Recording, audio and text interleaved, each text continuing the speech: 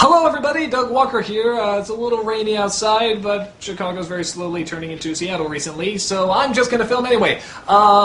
This video is mainly going to talk about the top 11 Nostalgia Critic reviews that I will not do, because I get a lot of requests, a lot of people ask me to review a lot of stuff, and for the reasons I'm going to explain right now, I don't want to do them. I don't think they're worth doing. So, start taking a page from the Book of Linkara here. I'm going to count down the top 11 reviews that I, as the Nostalgia Critic, will not do.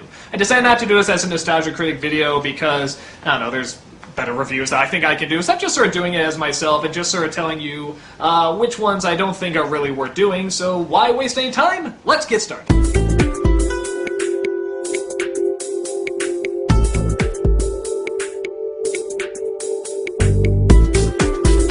Number 11. Watership Down. Now this is one of those, I don't really get why people want me to review it. I saw it when I was younger, and I thought it was good. I thought actually for a book this grim and this dark, I thought the movie actually captured it relatively well. The animation is good. I love the voice acting. John Hurt's in it. Anything he touches I think is gold. So I don't know why so many people want me to review it. Is it because it's really dark? Is it because it's marketed as a kid's film and yet rabbits are getting drowned in dirt and blood everywhere and stuff like that? I mean, I guess maybe that could be a little funny. Okay, it doesn't sound funny, but, maybe the idea that this is supposed to be this very fluffy, innocent film, and there's two cute little rabbits on the front, and the fact that there's just constant death and constant killing all throughout. So, I don't know. I don't think it's enough to hold up for a review, though. And like I said, I think it's good. I think it's a decent movie. So I don't know exactly why so many people want me to review it, but it is one of those requests I keep getting over and over and over. So I'm definitely not doing that one. I like the movie. Next one. Number 10. A Goofy movie. Now, I think I know why some people want me to do this. It's probably because whenever Disney tries to do something really hip and really with it, it usually backfires unbelievably. And this one does a little bit, but I don't think actually it's that bad. Actually, it came out a little past my time. I think I was just sort of starting high school around this point, so I wasn't really seeing, animated Disney films. But I saw years later, I saw when I was looking after somebody's kid, and it's okay, it's decent, it could have been a lot worse. And something actually I do like about the film is that it's neat to see Disney do, it was sort of like the same thing with Lilo and Stitch, it's neat to see Disney Animation do current things. Like, I think it's the first time I've seen a hot tub in a Disney film. And it looks really odd. I mean, it's neat, but it's like, or an RV, and things like that. So it's sort of neat for just that reason, but on top of that, I think the stuff it talks about is actually sort of legit, about a father trying to stay in his son's life, but the son wanting to grow up and trying to let the son go, but still have some connection. I think that's all there, and I think they address it for the most part pretty well. I think it actually has some very funny moments. The songs I don't really remember except for that first one, except for that After Today song, which is ungodly catchy and will never leave your head. But for the most part, I thought it was okay. I don't think there's enough for a review. I think there's only like a few jokes. Most of it's centering around that, I don't know what it is, or that MC Hammer, Prince, Vanilla Ice, Rockstar, whatever that guy was. So I could probably make some jokes about that, but that's about it. I don't think it's that bad a movie. So I don't know. Not doing that one. Number 9. The Spider-Man cartoon.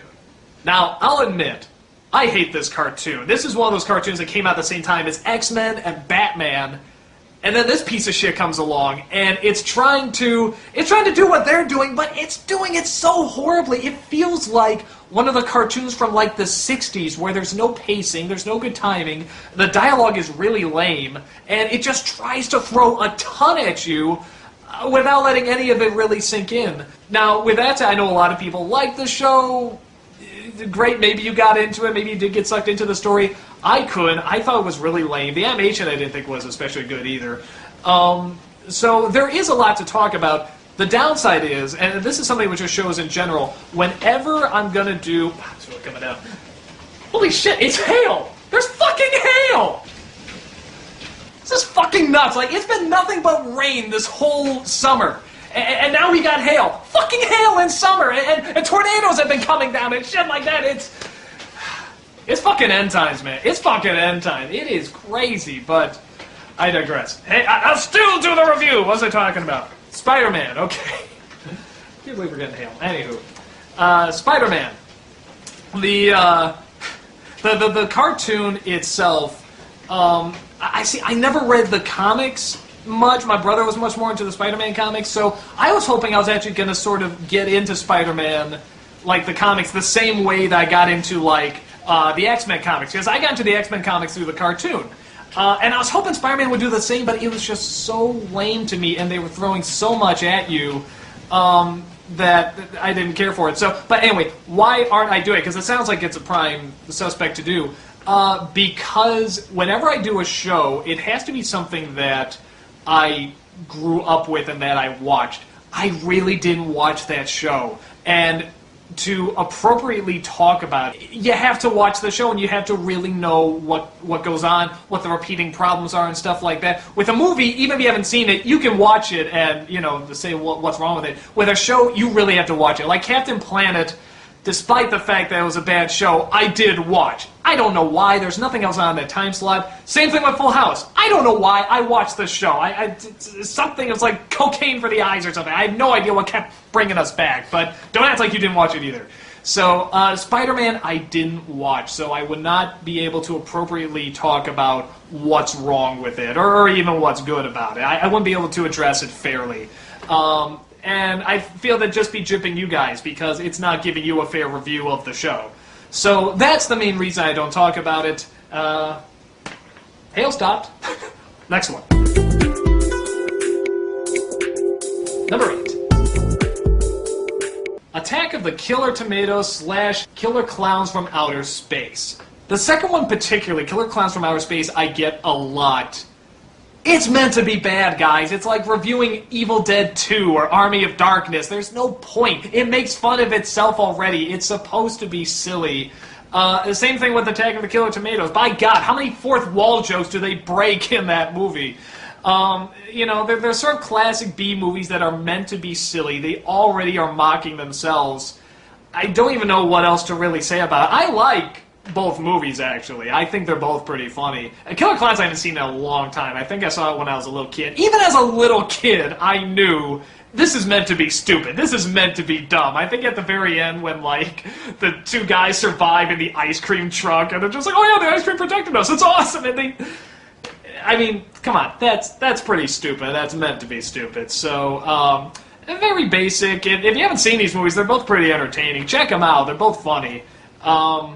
Yeah, so that's why I'm not doing that one. Number 7. Toys. Now, this is one of those movies, I saw it as a kid, I saw it as an adult.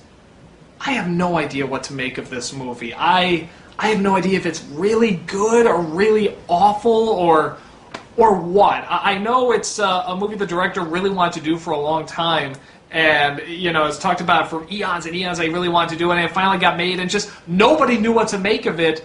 I don't know what to make of it. I guess I would have liked a more interesting story. I didn't feel the story was that interesting.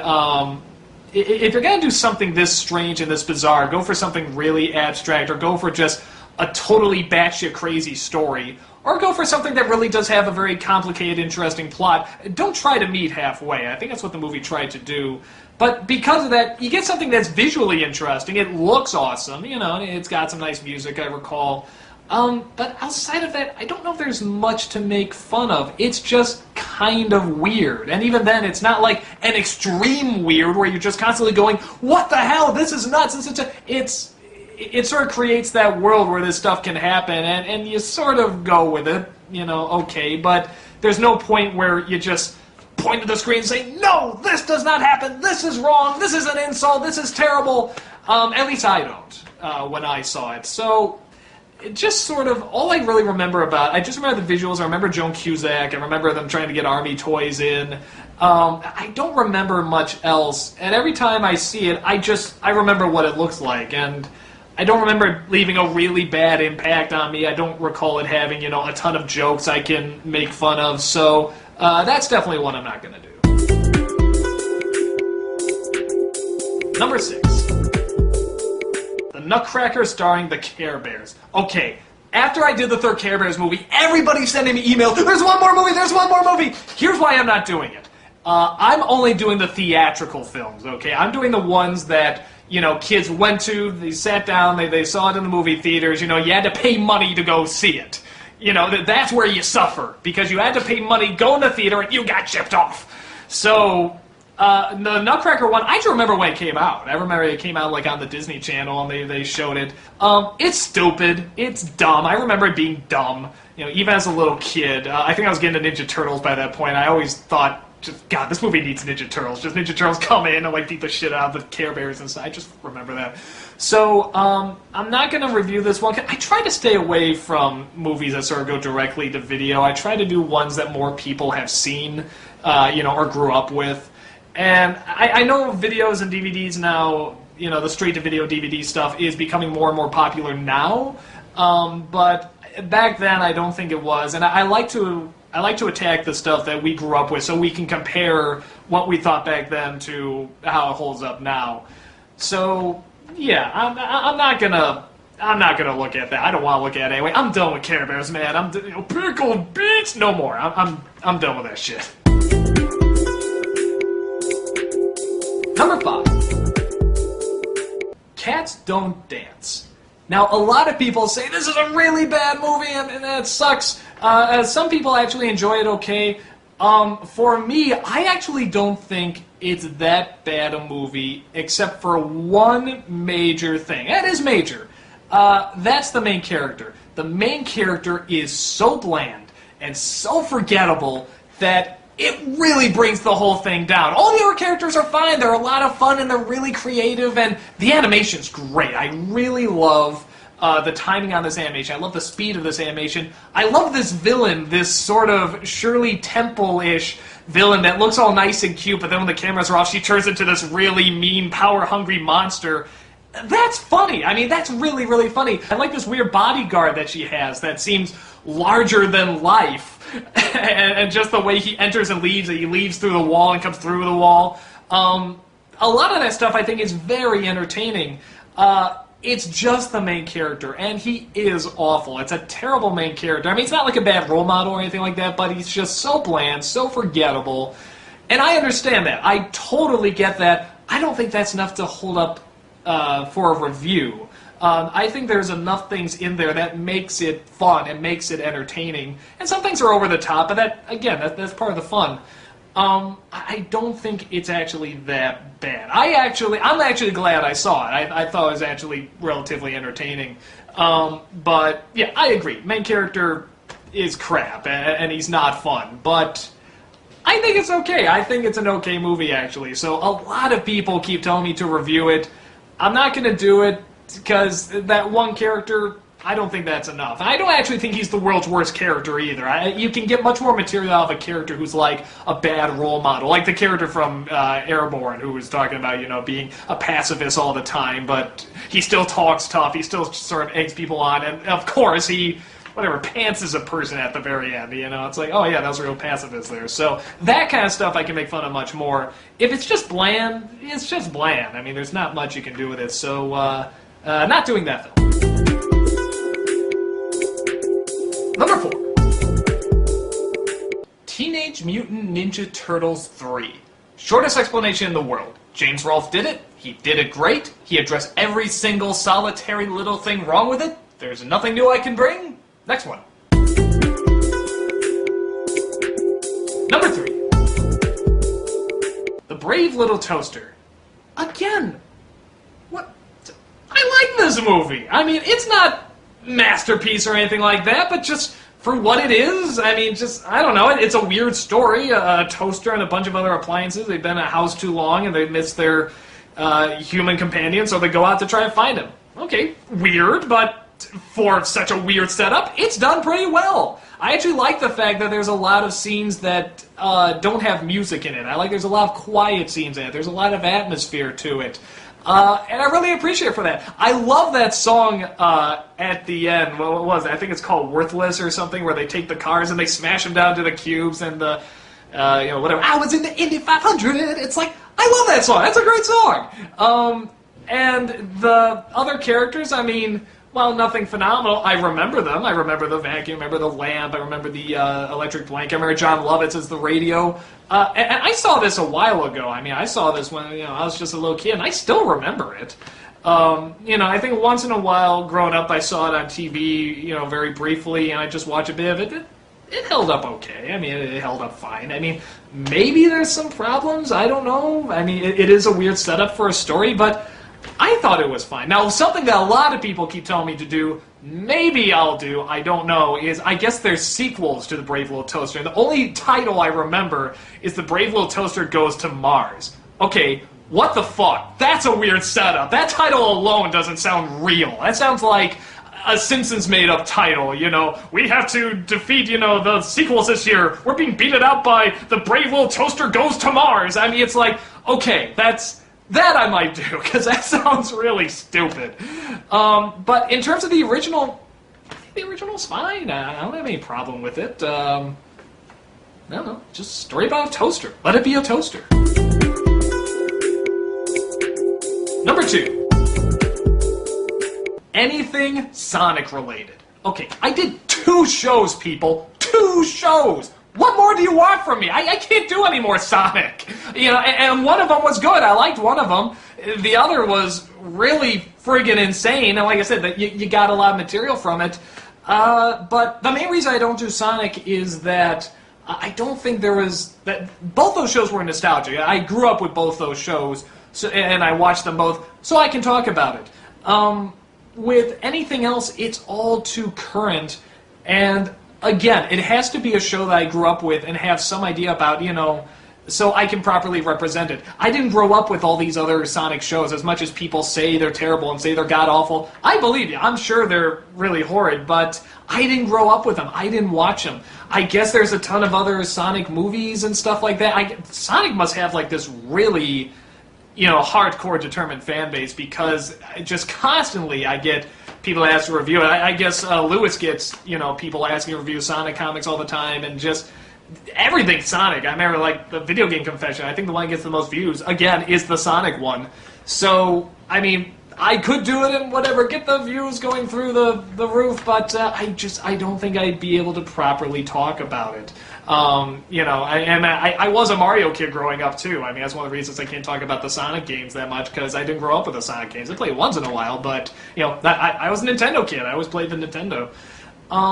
So yeah, I think the major thing is that they're way too current. I didn't grow up with these shows, and with the movies, I'm sure they're bad, but I feel like I've done Sonic already. I don't think there's much else to talk about. It's sort of like me going and doing another Mario show. That's another thing I'm not going to do. I'm not going to do the other Mario shows while we're on the subject. I'm not going to do Super Mario Bros. 3. I'm not going to do Super Mario World. It's just the Super Show again. There's your review. Hey, did you like the Super Mario Bros. Super Show? Here it is again. Put a 3 on it, now put World on it.